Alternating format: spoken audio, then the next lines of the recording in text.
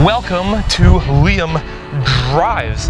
And everyone knows when you buy a used vehicle, you don't just hand the person cash and then just drive off with the vehicle. No, you check all the problems that might be specific to the vehicle, and you also check its overall condition. How's the paint? What's the coolant like? What's the oil like? What are the bushings like? Etc., etc. You can do that yourself, or you can pay a mechanic to do a professional evaluation, and you can base your decision on whether or not to buy the vehicle off of that. In this case, with my Dodge Ram, I did none of that, and it's biting me in the butt. Because of my lack of thoroughness, I failed to dodge one of the biggest issues any vehicle could have. And if a vehicle that you were looking at had this issue, you'd run away. Nope, not for me, I don't want to deal with it. That's right, folks.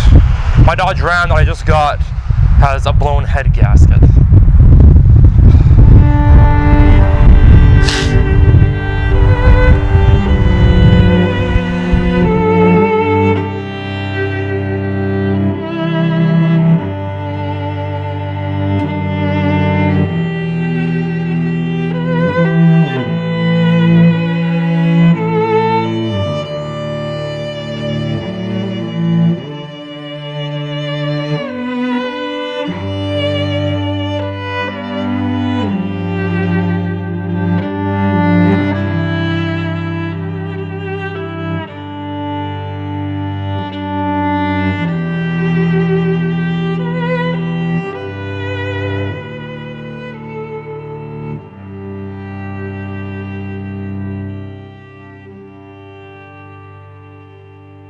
So I found out this heartbreaking news a little over a week ago when I went to pick up the truck from my mechanic after having the radiator and the thermostat changed. The first thing he showed me was the nice thin layer of oil on top of the coolant in the radiator and a bunch of weird milky liquidy stuff in the coolant overflow, indicating that the head gasket is in fact blown. Not only did my mechanic show me the oil that was in the coolant, but he also showed me remnants of stop leak in the old thermostat and in the old radiator cap, which means that this was an issue before I even bought the truck.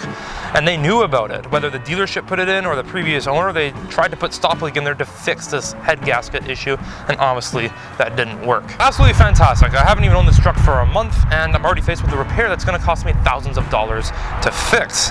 But because I found this out within a month, it's my right to go to the dealership and cause a fuss about it. And that's exactly what I did. I called them up, I'm like, hey, what's going on? Did you guys even inspect the vehicle? You sold me a vehicle with a busted head gasket. And after some arguing back and forth on the phone and in person as to try and figure out a resolution, we finally signed an agreement, and they cut me a check for $2,000, which will cover the majority of the expenses to get this thing repaired. Now, as long as the block isn't warped, the head isn't warped, the block isn't cracked, the head isn't cracked, and no manifold bolts snap off during removal, that $2,000 will cover it. Should be good. Maybe a little bit more if you add tax and whatnot, but if all those problems don't happen, then that $2,000 will be fine. Now you may be saying, Liam, you're a complete idiot. How come you didn't just demand all your money back and return the truck? Well, if I did that, that would be way more of a hassle than what it's worth, because I would have to start working out of my Toyota Echo, and that's not big enough to carry any of my tools.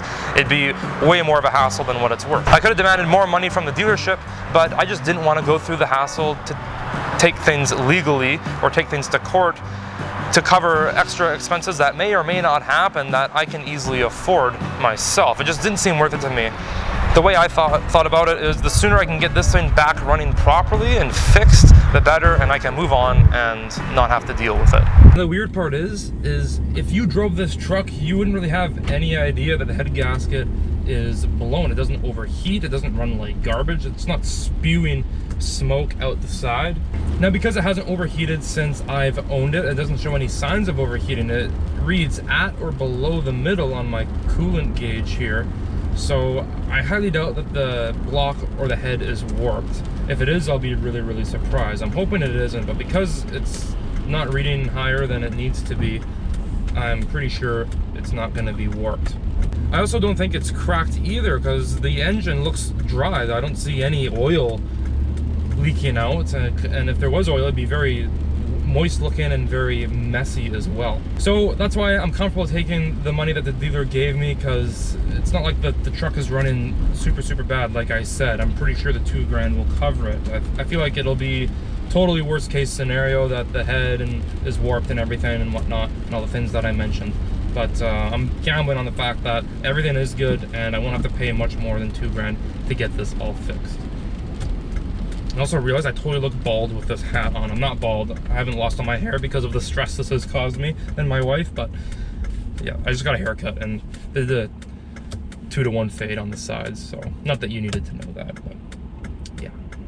Another thing too is the oil is leaking into the coolant. It's not going both ways. If I take off the oil cap, there's no milkiness, or chocolate milk as they call it, that is normally associated with a blown head gasket. And when I look at the dipstick, there's no milkiness on that either, and it doesn't smell like coolant. It smells 100% like combustion gases and oil. So it's easy to see how an idiot like me could totally miss the fact that there is a head gasket issue, but I did. And you just got to be careful with stuff like this. It can be right underneath your nose and you might not even know it. So yeah, definitely learned my lesson and definitely won't be making a mistake like this again.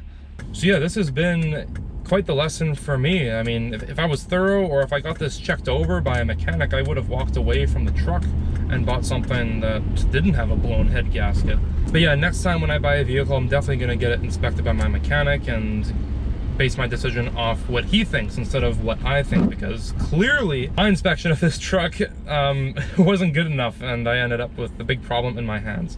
And yes, I'm not paying for it fully, but I'd rather just not have to deal with this in the first place.